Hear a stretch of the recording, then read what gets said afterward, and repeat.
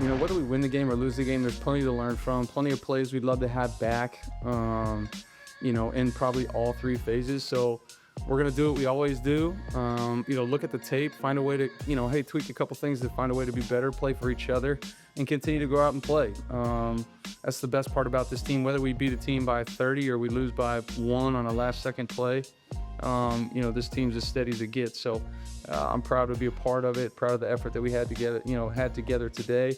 And, tough one for sure, but we'll move on and play who we got next. Matthew Stafford, the Rams quarterback, who quite possibly has a fractured sternum after last night's game. He ended up in the medical tent. Matthew Stafford doesn't end up in the blue medical tent unless he does have a fracture or something. And I'm exaggerating, but his well-earned reputation is he never says a word to anybody. He just keeps going, and he finds a way to keep going. And there was never a doubt he was going to continue to play after he ended up in the blue medical tent. The most you'll ever see from him is what we saw last night when he kind of put his hand on his chest. It was like, oh, that stings.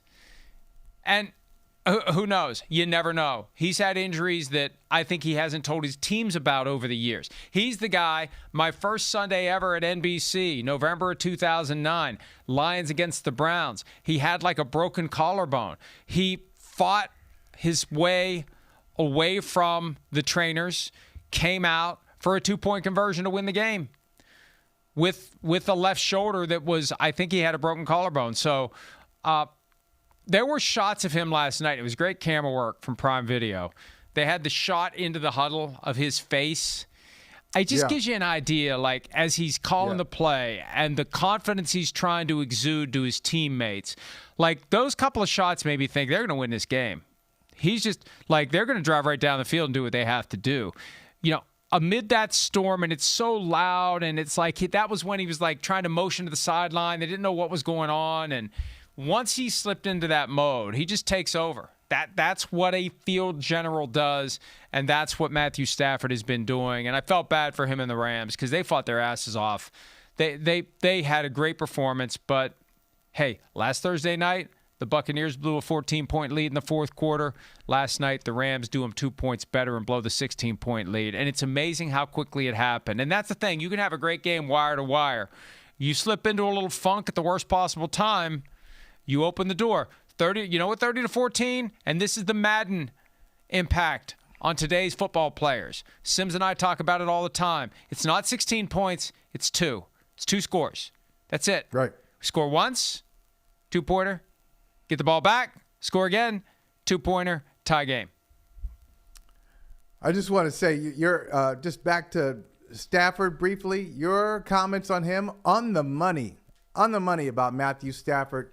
He already has, Mike, he already has Hall of Fame numbers. If you look at his career, if you're just looking at numbers and say, all right, oh, wow, a 5,000-yard season. Look at all the touchdowns he has. He has Hall of Fame numbers, but you don't really understand Matthew Stafford until he's one of those you got to be there players to understand his brilliance. He is a tough SOB. He puts up with a lot. He takes a lot.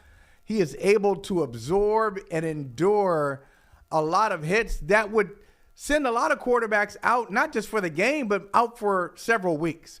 So last night, this is a Matthew Stafford situation. That hit, that was a tough hit. And for him to just point to his chest and kind of wince, that tells you, okay, that's Matthew Stafford's way of telling you, oh, that was a good one. Another quarterback would just be out. And so I thought, wow, I wonder how Stafford will throw the ball after this, because I thought it was a significant hit. They'll never tell us. He'll never tell us just how much pain he's in. Think about the beginning of the season and the back pain that he had. And we never really got a clear answer on how bad that was. But think about what he did after that point, because I said, I'm going to watch and see how he's throwing the ball. Still throwing the ball great, and did enough, I thought, to win the game, especially with the touchdown in Nakua. I said, okay, there's a wrap. I just don't think the Seahawks are going to be able to come back and match this one. But you're right. He is one of the, not only one of the most talented quarterbacks, but one of the toughest quarterbacks in football. And last night, I don't know if we mentioned this at PFT, but Matthew Stafford, with his passing performance, jumped on the all-time passing yardage record list. Stafford is now number 7 all-time, 100 yards behind Ben Roethlisberger. The guy at number 8, who he passed, is Phillip Rivers. So maybe Phillip came back to try to hold off Matthew Stafford. Well, it didn't work because Matthew Stafford is still getting it done at a high level, and he had an amazing performance last night for the Rams. And that's one of those games where it's a shame anybody had to lose it. It reminds me of the Rams-Chiefs game from 2018, the Monday before Thanksgiving, 54-51. That was before Stafford was the Rams. It was Jared Goff versus Patrick Mahomes. I think that's probably, it's kind of depressing that it's been that long. That was more of a side-eye. That wasn't a no-look pass. That was a side-eye pass. You could see him looking. You could see him, you know what I'm saying, Michael? We can show it again. You can see him looking, but his face was pointed the other way. That was a side-eye, no-look.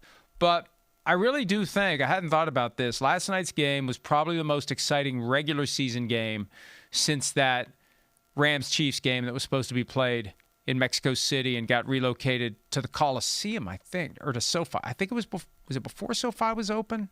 I can't remember. It may have been before SoFi was open. I think it was. It's all kind of jumbled together on me now. But SoFi is relatively new, right? 20. Yeah. I think that was at the Coliseum. It was going to be Mexico City. The field there was a complete mess. 2018, and so it would open in 2019 or 20, and then hosted the Super Bowl to cap the 2021 season. But yeah, it was exciting start to finish, despite the moment when it was 30-14, and Sam Darnold threw the interception to Kobe Turner because Jared Verse was all over him. That's when I thought the game was over. Hi, it's Mike Florio. Thanks for watching PFT on YouTube. Hit subscribe for the latest news and analysis from Pro Football Talk.